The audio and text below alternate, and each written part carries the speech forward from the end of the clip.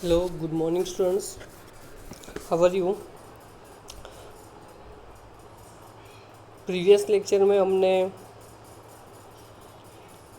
Second chapter start किया था। उसमें हमने इलेक्ट्रिक पोटेंशियल, इलेक्ट्रोस्टैटिक पोटेंशियल की बात की थी और उसमें हमने उसका यूनिट फाइंड आउट किया था और साथ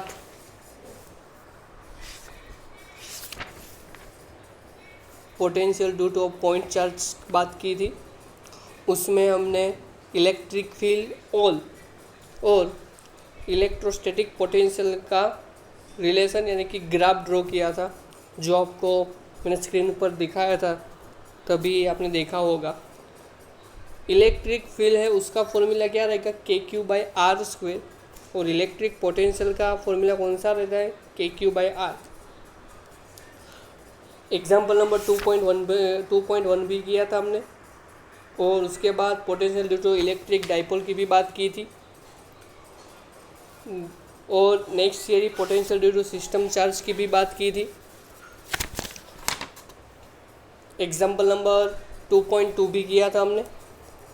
और बच्चों ध्यान रखना, एग्जाम्पल नंबर 3 जो आपको होमवर्क में दिया है मैंने, वो आपको करना है आज हम। और लास्ट थियरी हमने पढ़ी थी relation between of electric potential और इलेक्ट्रिक फील्ड की हमने बात की थी। ओके, वो एक याद रखने का है।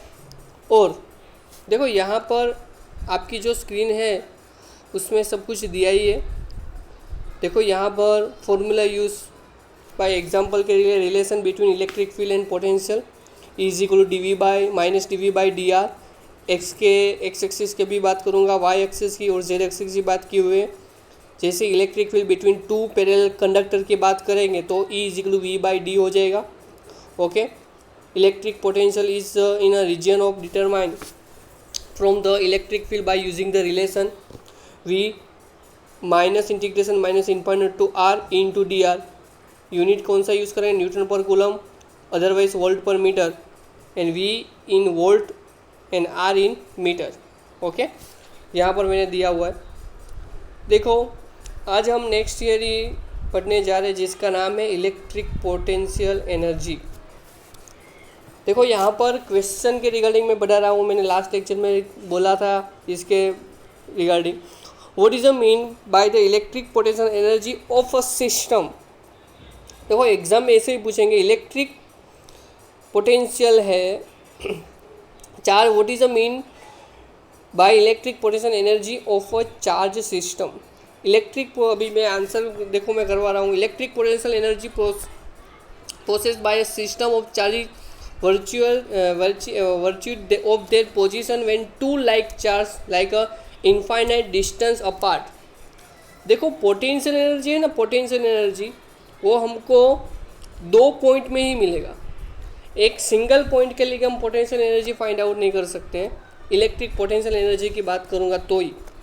ओके, देखो यहाँ पर दिया हुआ infinite distance apart their potential energy is zero because no work has to be done and moving one charge of infinite distance from the other, but when they are brought and closer to one another work has to be done against the force of repulsion as the electrostatic force is a conservative force. This work gets stored as the potential energy of the two charges। हम दो electric charges की बात करूँगा। The electric potential energy of a system, देखो याद रखना, the electric potential energy of a system of point charges में be defined as amount of work done. जितना भी वर्क रहेगा is assembling the charges of their location by bringing them in from infinitely. Okay, infinitely भी बात कर सकते हैं। देखो अभी हम उसका फॉर्मूला कैसे प्रूव करते वो देखते हैं। ओके, देखो यहाँ पर पोटेंशियल P1 P2 दिया हुआ है। देखो Q2 को मैं कहाँ से कहाँ लेकर आता हूँ। Okay, potential energy of a system of 2 point charges, suppose a point charge Q1 is the rest at a point P1, यानी कि उसको हिल नहीं रहा है, वो उधर के उधर ही है। as shown in figure 2.29, it takes no work bring the first charges of Q1 work नहीं करेगा, इसके लिए उसका वर्क क्या रहेगा, ज़ीरो रहेगा, because there no field at to work against. Electric potential due to charge Q1 at a point P2 at distance R12 from P1 will be V1 is equal to KQ1 upon R12। Okay, ये electric potential का formula है। उसका work find out करने के लिए हम क्या find out करेंगे, work is equal to electric potential multiply charges. पर कौन सा चार्जेस रहेगा, Q2, तो क्या हो जाएगा KQ1 Q2 by R12। Total हमको वर्क फाइंड आउट करना है, तो क्या फाइंड आउट करेंगे, उसको क्या बोलेंगे हम, एनर्जी बोलेंगे। Stored by potential energy as a system Q1 plus Q2, तो क्या हो जाएगा, U is equal to W1 plus W2। W1 तो ज़ीरो ही है, तो क्या हो जाएगा 1 upon Q1 Q2 by R12। Okay, ये तो मैंने एक 2 चार्जेस की बात की। चलो मैं 3 चार्जेस की बात करूँगा तो ओके, तो कोई बात नहीं, 3 बार हो जाएगा W3। Okay, therefore W3 potential energy P3 due to Q1 and Q2। W3 is equal 1/4 pi epsilon 0 Q1 by R13 plus Q2 by R23 multiply Q3। Okay, ये आपको फॉर्मूला मालूम होगा। जैसे हम कूलम्स लॉ की बात करेंगे वैसे इस तरह ही सिस्टम ऑफ चार्जेस की बात करेंगे यहाँ पर। ओके, यहाँ पर हमको एनर्जी फाइंड आउट करना है। देखो तीनों को मिलाकर क्या हो जाएगा, Q1 plus Q2 plus Q3, यानी कि W1 plus W2 plus W3। सब की वैल्यू पुट कर दोगे तो आपको क्या मिलेगा, 1/4 pi epsilon 0 Q1 Q2 into R12 divided by R12, Q1 Q3 by R13, Q2 Q3 by R23। Okay, ये सब आपको मिल जाएगा। ओके, यहाँ पर सबको यहाँ पर दिया हुआ है QI QZ R1J। Okay, all pair के लिए हमको दिया हुआ है। ओके, ये फॉर्मूला है, याद रखना है आपको।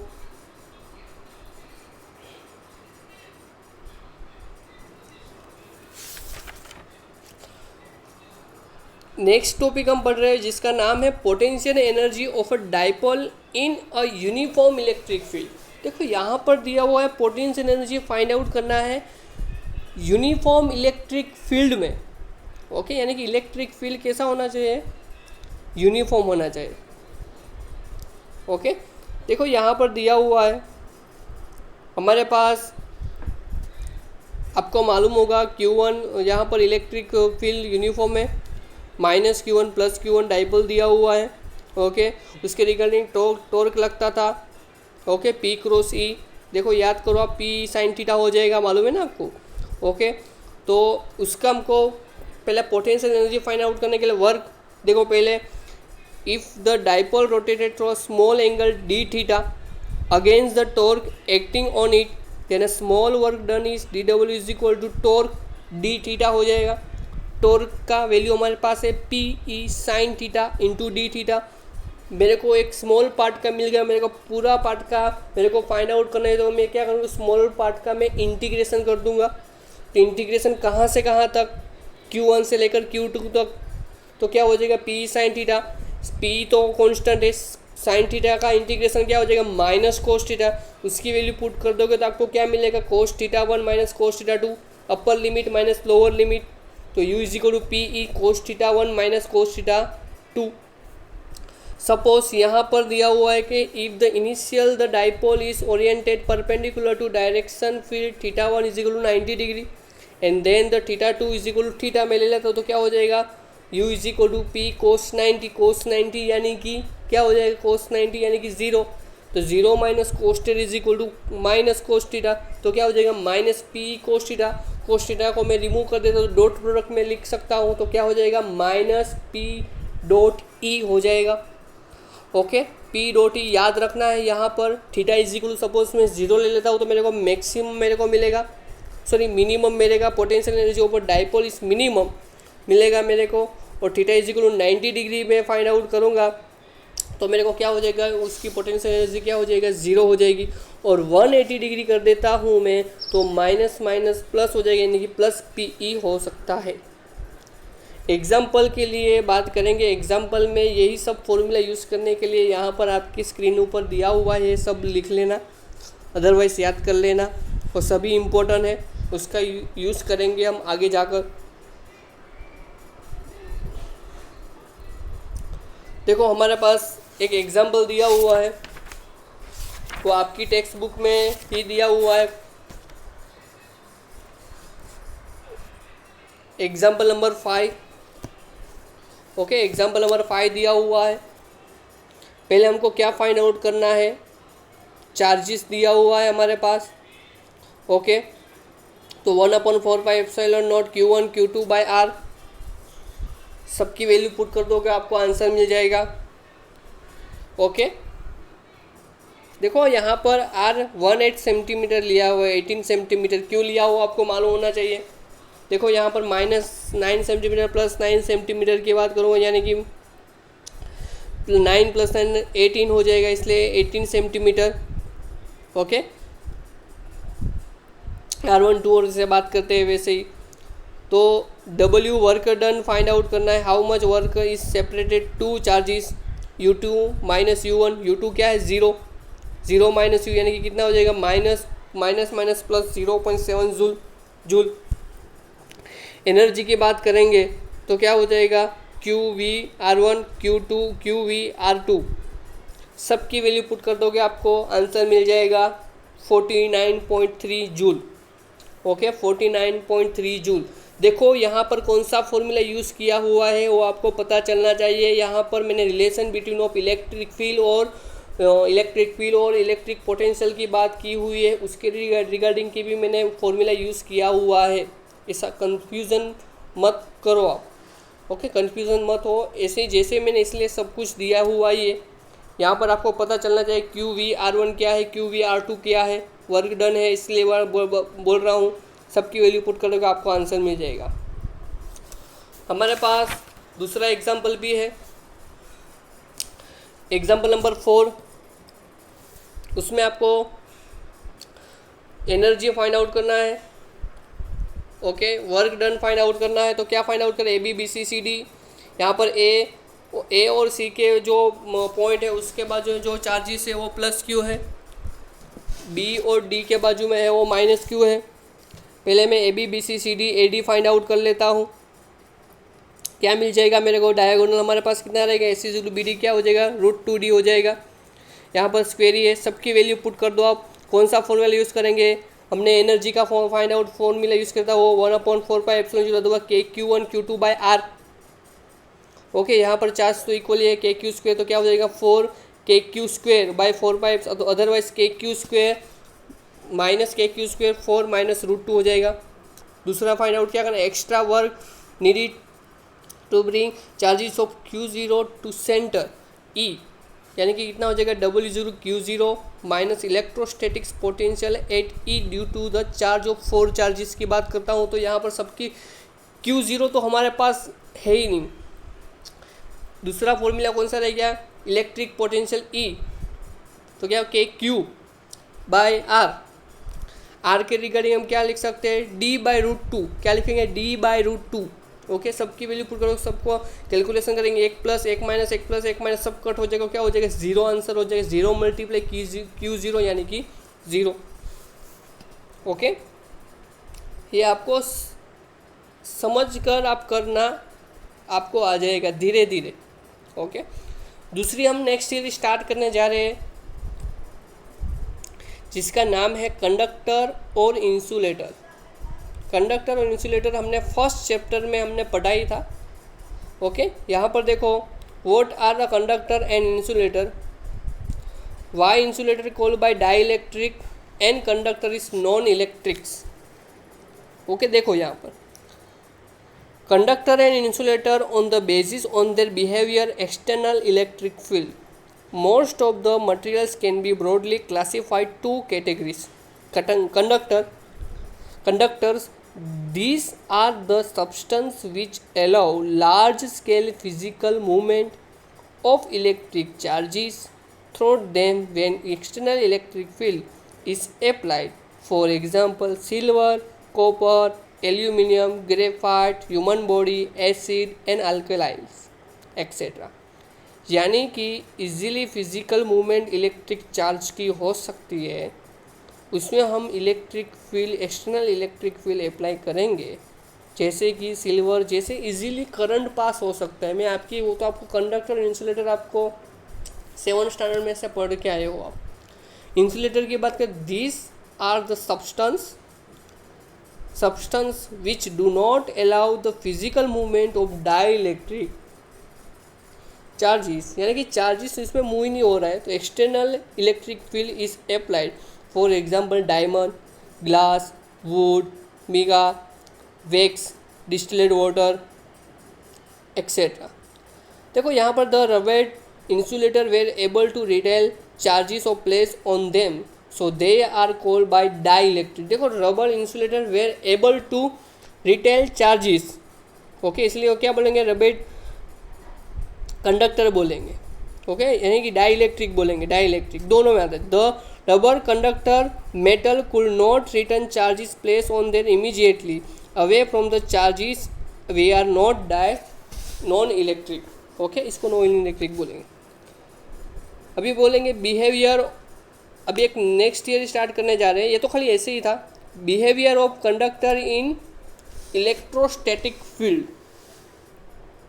ओके, कंडक्टर की बात करेंगे।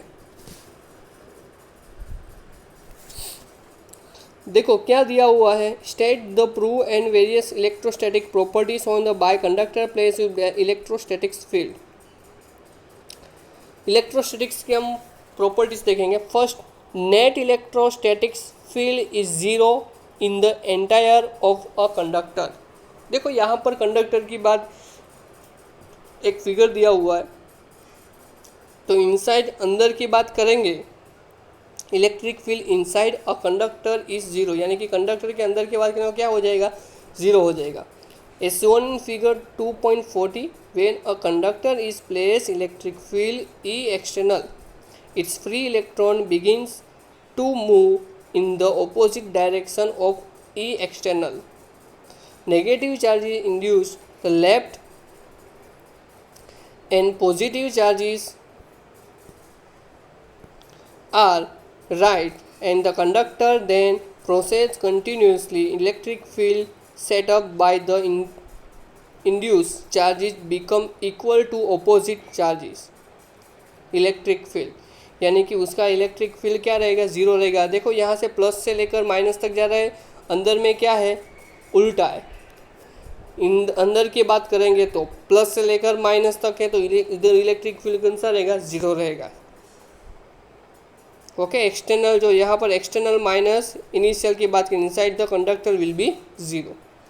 सेकंड पॉइंट, ये पॉइंट मोस्ट इंपॉर्टेंट है, याद रखना, ये एग्जाम में पूछते हैं। Just outside the surface of a charge conductor electric field is normal to the surface. Outside की जो सरफेस है वो charge conductor electric field normal to the surface के रिगार्डिंग रहेगी। If the electric field is not normal to the surface, will have the component of the tangential to the surface which is immediately caused by flow of charges producing the surface current, but no such currents can exist in static condition. Hence the electric field is normal to the surface of the conductor is every point, okay। उसमें surface की बात करेंगे, normal to the surface की, just outside of the surface of the charge conductor electric field is normal to the surface, okay, normal to the surface ही रहेगा। net charge, देखो यहाँ पर the net charge is entire to conductor is zero, any excess charges of resides its surface। देखो यहाँ पर 241 की figure दी हुई है, उसमें अंदर की बात करोगे आप तो इसमें इलेक्ट्रिक फील्ड ज़ीरो ही है। इलेक्ट्रिक फील्ड ज़ीरो है तो क्या होगा, यहाँ वहाँ पर गाउस का थियरम, गॉस लॉ का थियरम यूज़ करेंगे। इलेक्ट्रिक फील्ड ही जीरो है तो इलेक्ट्रिक चार्ज भी क्या रहेगा, ज़ीरो ही रहेगा। Potential is constant within the on the surface of a conductor. Okay, देखो पोटेंशियल कितना रहेगा, constant. E is equal to D V by D R, यानी कि ये एक relation between of electric field and electric potential, but inside the conductor E is equal to zero. Suppose electric field zero है, अंदर की बात करूँगा, moreover E has no tangential component to the surface, यानी कि जो देखो zero लगेगा तो वी कॉन्स्टेंट रहेगा, क्या रहेगा, वी कॉन्स्टेंट, क्योंकि and the potential through the volume of a conductor has the same value on its surface. Okay, फिर पांचवा point, electric field at the surface charge conductor proportional to the surface charge density. देखो यहाँ पर दिया हुआ है एक Gaussian surface हम लिए हुए, एक सपोज कर लेता हूँ इलेक्ट्रिक फील्ड बाहर की तरफ है, डेल्टा एक सरफेस ली, सरफेस कंडक्टर की बात की हुई है, हम फाई हमको फाइंड आउट का phi E in dot delta S, enclose की बात करेंगे यानी कि Q is equal to sigma into delta S हो जाएगा, surface area charge surface charge density हो जाएगा, तो फाई इज इक्वल टू क्या, सबकी वैल्यू पुट कर दोगे आपको क्या मिलेगा, E is equal to sigma upon epsilon naught. तो यहाँ पर एन कैप है वो क्या है, यूनिट वेक्टर है। ओके, सिक्स वाला point, electric field is zero in the cavity of a hollow charge conductor. Okay, देखो यहाँ पर cavity E is equal to zero, but याद रखना E is equal to zero है, इलेक्ट्रिक फील्ड ज़ीरो है, but constant कौन सा है, इलेक्ट्रिक पोटेंशियल कांस्टेंट रहेगा। ओके, वो याद रखना है आपको, याद रखना है आपको।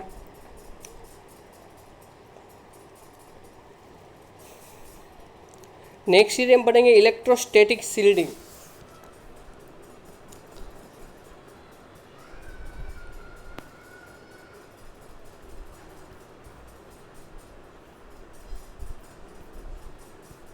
Electrostatic shielding mention a few application. Electrostatic shielding consider a conductor within the cavity with no charges placed inside the cavity wherever size and shape cavity whenever charge on the conductor and external field which it be placed, electric field inside the cavity is zero. The cavity remains the shielding outside the dielectric influence. This is known by electrostatic shielding. Such a field free region called by Faraday cage. Okay, मैं simple बात बोलूँ, उसकी हम application देखें तो आपको electrostatic की shielding की बात पता चलेगी कि इलेक्ट्रोस्टैटिक शील्डिंग में क्या होता है। ओके, सिंपल मैं बोलता हूँ कि उसमें इलेक्ट्रिक फील्ड ज़ीरो होता है। ओके, और उसका इलेक्ट्रोस्टैटिक है वो कांस्टेंट रहता है। उसकी एप्लीकेशन देखते हैं हम।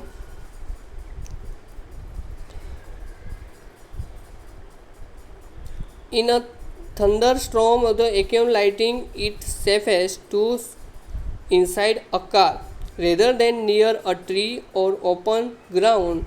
The metallic body of the car becomes electrostatic shielding of the lighting.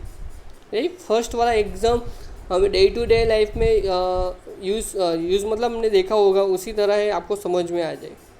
Sensitive components electronic devices are protect shielded from external electric distribution branches by placing metal shield around them. Coaxial cable outer conductor conducted ground provides electric shield to the signal carried by the center conductor.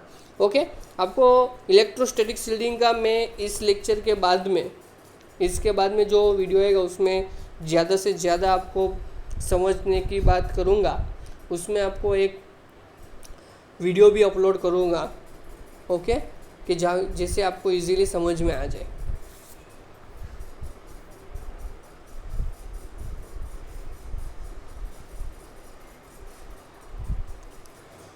Okay, हम अभी next lecture में अभी next lecture में यहाँ तक हम इतना रखते हैं। नेक्स्ट लेक्चर में हम कैपेसिटेंस की बात करेंगे, पैरेलल प्लेट कैपेसिटेंस की बात करेंगे, और कॉम्बिनेशन ऑफ सीरीज और पैरेलल कैपेसिटेंस की बात करेंगे।